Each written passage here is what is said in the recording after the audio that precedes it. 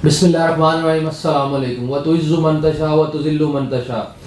This is Dishan from Babas travel and tours international. उम्मीद करता हूँ सब देखने वाले खैर खैरियत से होंगे। आज मेरे साथ हमेशा की तरह जुनैद साहब मौजूद हैं। इन्होंने काफ़ी ज़्यादा क्वेश्चन जो है इकट्ठे किए हुए हैं, तो हमने सोचा कि हम इस पर ना आपको वीडियो बना के थोड़ा सा रिप्लाई कर दें। जी जुनैद साहब शुरू कीजिएगा। सबसे पहले क्या क्वेश्चन है? जी सर, सबसे पहला सवाल है कि do you have a plan of UK group tour in upcoming months? जी सर, यूके का हमारा ग्रुप टूर का प्लान है। हमारा ईद के फ़ौरन बाद का प्लान है। ठीक है, उसमें ये है कि हम लोगों ने ग्रुप में वीज़ा अप्लाई नहीं करवाए, इंडिविजुअल वीज़ा सारे अप्लाई करवाए हैं। उसमें से जिनके वीज़ा ग्रांट हो रहे हैं उनका हम एक ग्रुप बना के तो ईद के फ़ौरन बाद जा रहे हैं। उस ग्रुप में जो है यूके को विज़िट करेंगे, तुर्की को विज़िट करेंगे, इंशाल्लाह ताला मोरक्को को विज़िट करेंगे, और जो ऑन अराइवल हैं जैसे सर्बिया है, अल्बानिया है, यूरोप के इन सारे कंट्रीज़ को विज़िट करके और वापसी पे हम लोग उम्रा करके तो वापस आएंगे। ये हमारा यूके का प्लान है। इंशाल्लाह ताला ईद के फ़ौरन बाद अप्रैल में, मार्च एंड और अप्रैल स्टार्ट में ईद के फ़ौरन बाद का प्लान है। सर दूसरा सवाल है कि स्पेन का विजिट वीज़ा लग सकता है ट्रैवल हिस्ट्री ना हो तो? स्पेन का विजिट वीज़ा जी ट्रैवल हिस्ट्री के बगैर भी लग सकता है, अगर आपका प्रोफाइल बहुत अच्छा है, यानी कि आपका प्रोफाइल बहुत स्ट्रांग है, आपका बिजनेस काफ़ी पुराना है, आपकी बैंक स्टेटमेंट बहुत अच्छी है, आप मैरिड हैं, आपके सोशल टाइज यहाँ पे हैं, आपके नाम की प्रॉपर्टीज़ हैं, तो बिल्कुल लग सकता है। सर अगला सवाल है कि विज़िट वीज़ा पहले टैक्स रिटर्न पर रिफ्यूज़ हुआ था, अगर दोबारा अप्लाई करूं तो टैक्स रिटर्न लगाऊं या नहीं? ये कौन से मुल्क के बारे में पूछ रहे हैं? यूके। यूके देखिए जी, यूके का दो तरह से वीज़ा अक्सर हम लोग बताते हैं, दो तरह से अप्लाई करता होता है। एक तो टैक्स रिटर्न और एनटीएन और आपकी बैंक स्टेटमेंट साथ अटैच की जाती है। अगर आपकी बैंक स्टेटमेंट टैक्स रिटर्न के साथ मैच नहीं कर रही होती तो फिर आप जो है टैक्स रिटर्न ना लगाएं, उसको फाइनेंशियल्स पे जो है केस को सबमिट करें।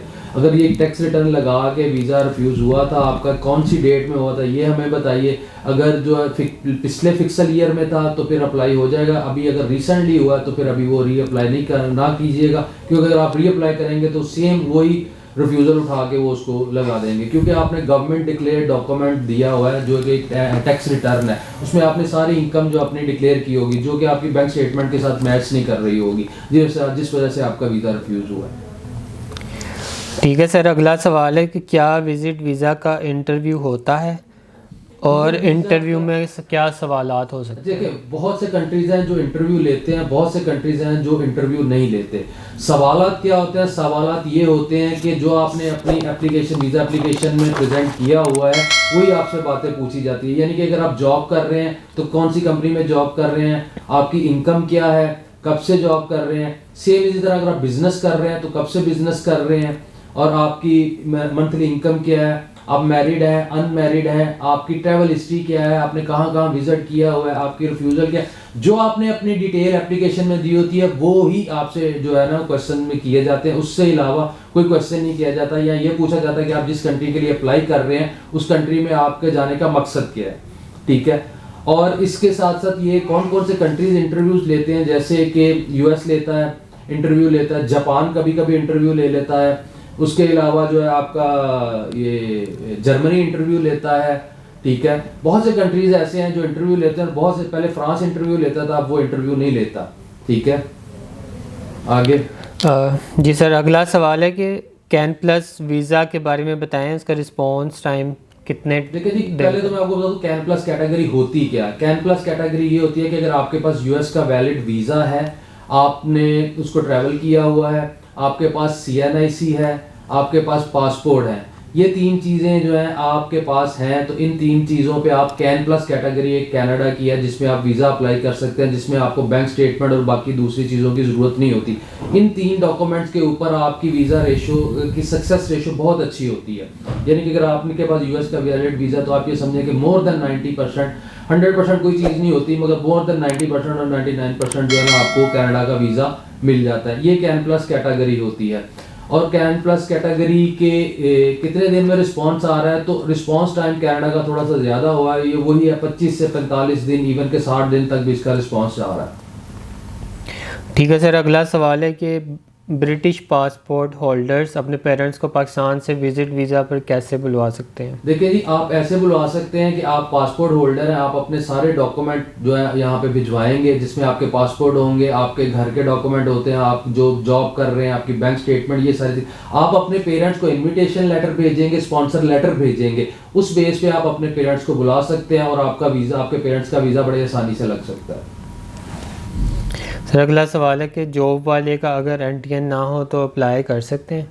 जी बिल्कुल कर सकते हैं। जॉब वाले अगर एनटीएन नहीं है, मगर ये बात है कि आप एनटीएन की कैटेगरी में फॉल करती है, आपकी सैलरी के नहीं करती। अगर आपकी सालाना सैलरी 6 लाख रुपया यानी कि 50,000 रुपया महीने से ज़्यादा आप कमा रहे हैं, तो फिर आप एनटीए उसकी एफबीआर की कैटेगरी में फॉल करते हैं, आप पे टैक्स लागू होता है, आपने टैक्स देना है। अगर आपकी 50,000 या उससे कम सैलरी है तो फिर उस पर आपका एनटीएन ज़रूरी नहीं है, आप उसके बगैर भी अप्लाई कर सकते हैं।